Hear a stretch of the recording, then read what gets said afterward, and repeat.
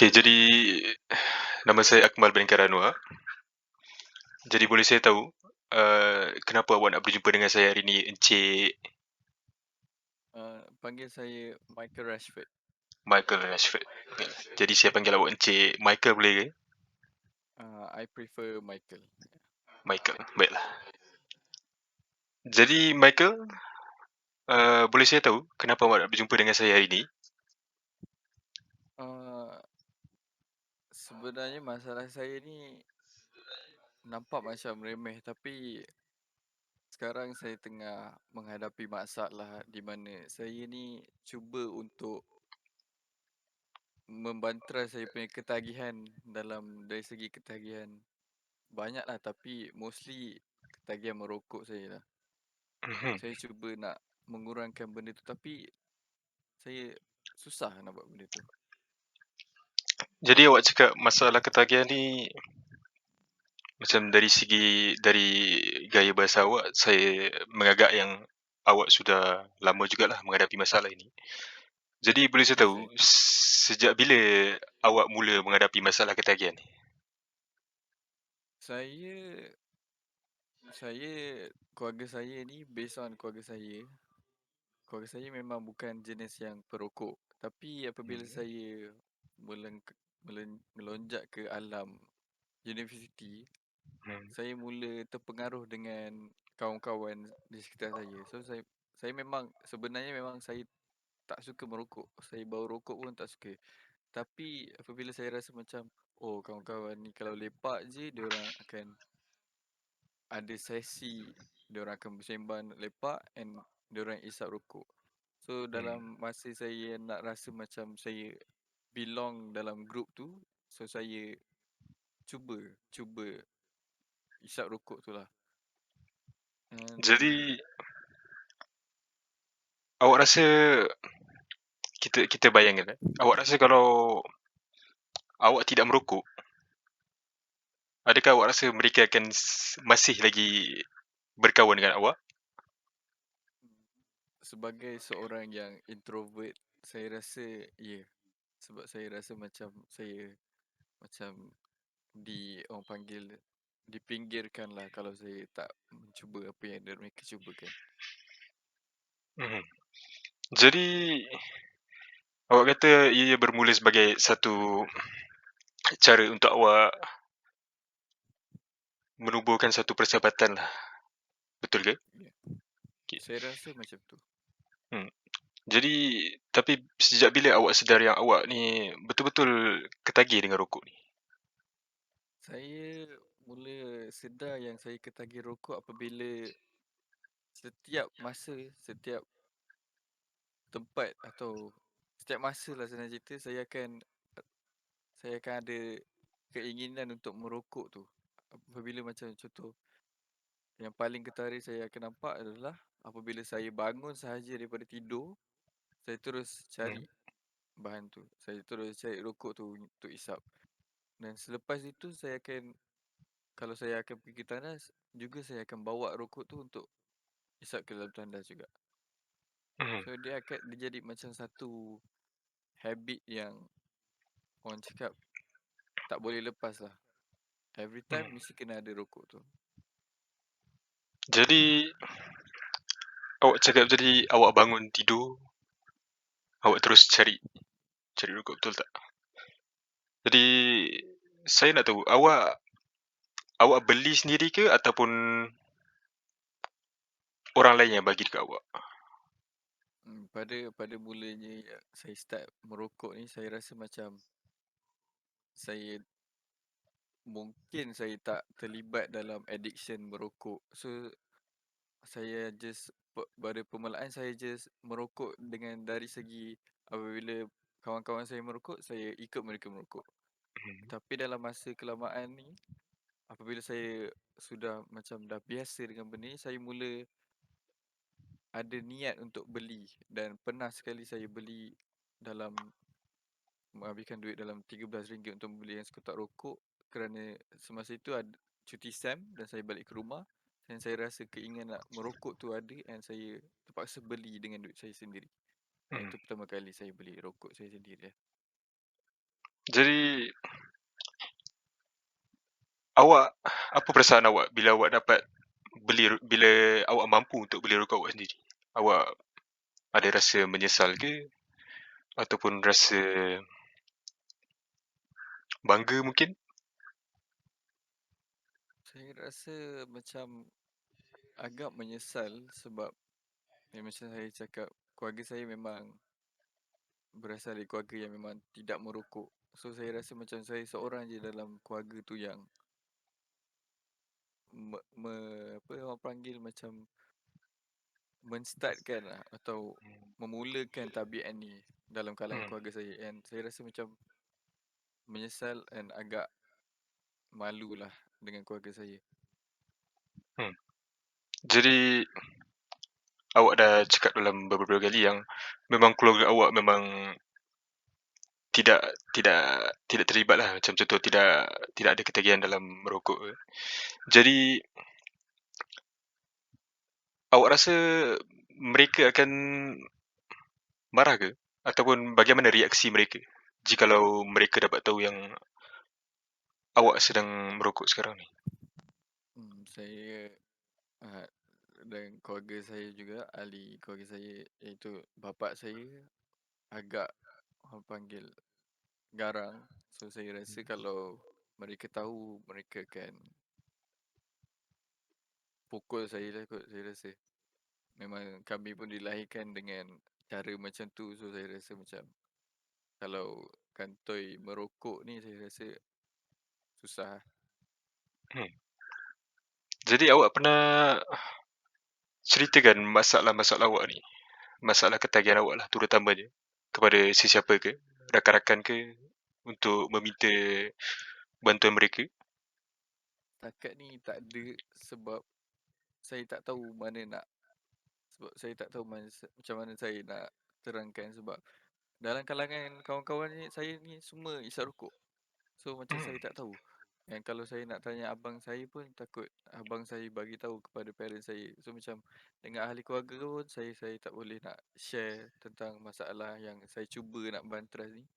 So dengan masalah ni, saya berjumpa dengan Tuan Akmal lah. Hmm. Hmm. Jadi awak kata yang awak tak boleh nak bagi tahu sama ada rakan-rakan awak ataupun ahli keluarga awak, iaitu abang awak sendiri, kerana takut akan reaksi mereka. Tapi boleh saya tahu apa langkah-langkah yang ataupun action yang telah awak sendiri ambil, Encik Michael, untuk Ah, menangani masalah ni? okay. Buat masa ni saya dah cuba dalam masa 3 hari juga.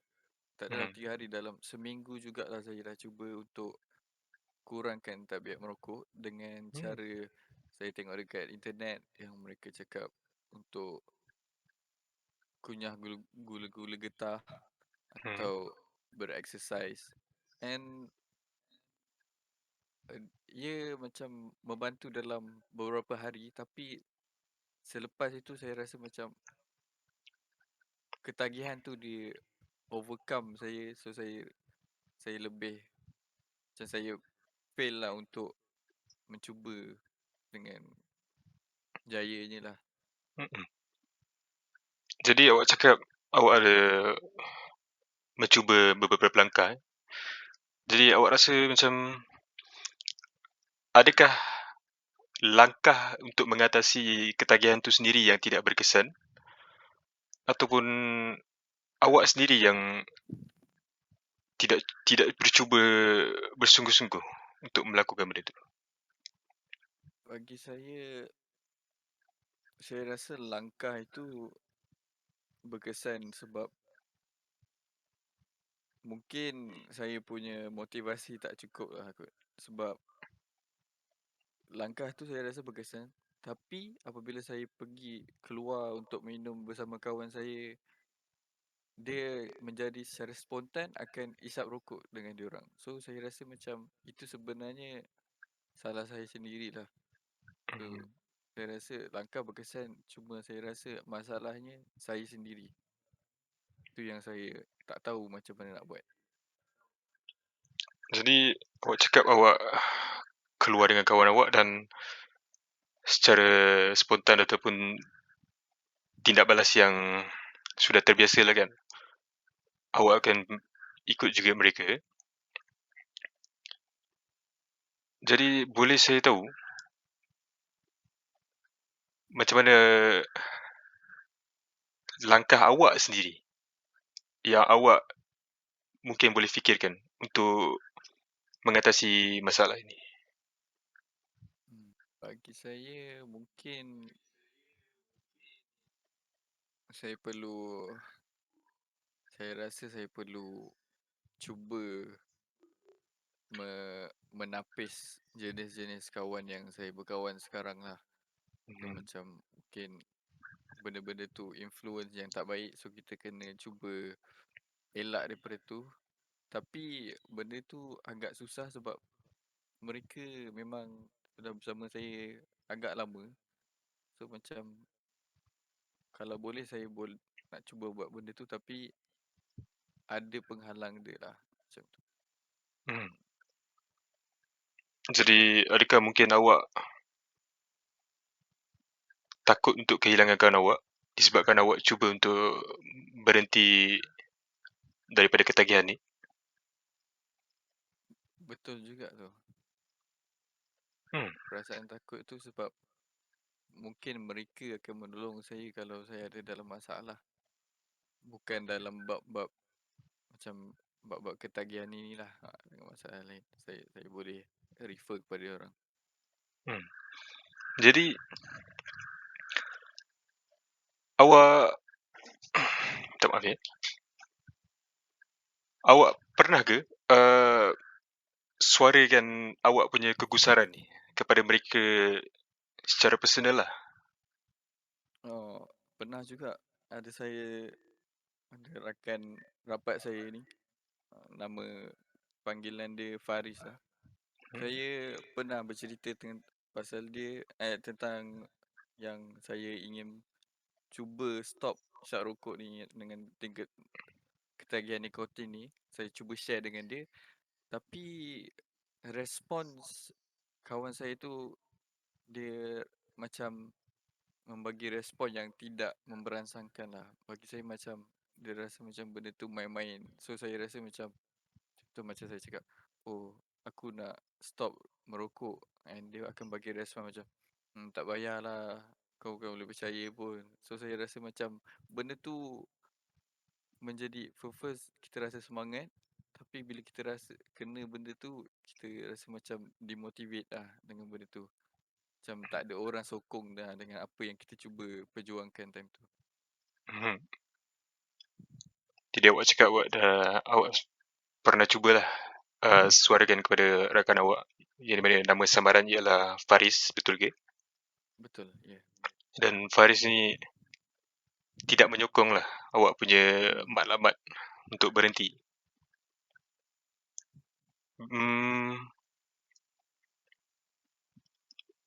Bagaimana pula dengan, okeylah, kita cakap yang awak pernah cuba untuk berhenti dengan langkah-langkah yang awak telah ni lah kan, telah cari ataupun telah awak cuba. Boleh saya tahu tempoh masa berapa lama yang awak pernah, paling lama yang awak pernah berhenti? Saya pernah berhenti dalam masa 2 bulan jugalah. Hmm. Sebab 2 bulan tu sebab ada satu masa sebelum pandemik ni berlaku, saya sangkut dekat Johor, di Hmm. mana segala benda untuk talian ke memang limited sebab tempat tu macam kawasan kampung lah. So macam untuk saya keluar untuk membeli rokok pun macam susah sebab memang pada masa itu coronavirus punya pandemik ni baru bermula. So memang kawalan untuk keluar rumah tu ketat. So saya rasa itu agak membantu saya untuk berhenti merokok dalam masa 2 bulan. Hmm. Okay. Jadi awak dah berhenti rokok selama tempoh 2 bulan paling lama? Ya. Yeah. Jadi awak sekarang ni masih lagi ke? Ataupun awak memang dah berhenti? Sekarang saya masih orang panggil a happy smoker lah. Saya masih hisap apabila lepak. Tetapi saya cuba, kalau dalam rumah saya cuba kurangkan lah pengambilan benda ni. Hmm. Hmm. Jadi awak cakap awak cuba untuk berhenti, tapi awak curi-curilah juga untuk buat di rumah Saya, juga. Untuk ya, buat di rumah. Jadi ahli keluarga awak memang tak tahu ke? Memang mereka hmm, tak ada bau ke? macam saya rasa parents saya pun rasanya sudah dapat tahu yang bahawa saya merokok, sebab kita pun tahu yang rokok baunya kuat. So kadang-kadang parents saya ada je tanya, kadang-kadang saya masukkan baju saya dalam washing machine, dia orang akan tanya, kenapa baju ni bau rokok? Dan saya rasa macam kita nak terus terang, kita rasa takut, jadi kita tipu mereka. Hmm, faham. Jadi, okay, kita bayangkan satu situasi Okay. di mana awak tersekat, okay, katakanlah tempoh PKP ni disambungkan lagi dan kita semua tak dapat keluar rumah kan. Hmm. Jadi awak rasa benda tu boleh membantu awak balik ke untuk berhenti? Saya rasa benda tu agak sukar, sebab sekarang pun saya sebenarnya macam addiction rokok ni, ketagihan merokok, saya sudah macam boleh lah, lama juga saya tak ni. Tapi Hmm. saya mula kepada pengambilan nikotin lah, seperti vape. So saya rasa mungkin dengan cara penyekatan kewangan saya boleh mengurangkan pembelanjaan saya dengan online shopping untuk membeli vape. So Hmm. saya akan cuba untuk kurangkan dari segi itulah. Jadi daripada apa yang awak bagi tahu tadi, awak dah berjaya dah berhenti menyekat ketagihan awak ni selama 2 bulan. Tetapi awak mula balik mungkin sebab adanya orang kata dorongan-dorongan yang tidak dimahukan. Jadi awak rasa awak boleh cari ke? Ataupun awak dah jumpa sendiri dorongan-dorongan yang tidak diperlukan tu untuk awak menyebabkan awak mula balik ketagihan ni? Itu saya rasa agak pening, sebab saya tak tahu macam mana. Agak-agak saya rasa macam saya perlukan pendapat tuan sendiri untuk bagaimana untuk membantu saya dalam menyelesaikan isu ni. Kalau pada saya, bagi saya awak tempoh kejayaan awak dalam tempoh 2 bulan tu adalah sesuatu yang sangat-sangat patut awak banggakan lah. Tetapi saya rasa sekarang ni apa yang menyebabkan awak mula balik ketagihan awak ni adalah kerana berlakunya, mungkin macam saya nyatakan tadi, dorongan-dorongan yang tidak diperlukan ataupun yang secara tidak sedar yang membuatkan awak rasa macam awak perlu untuk menghisap rokok. Okay. Jadi andai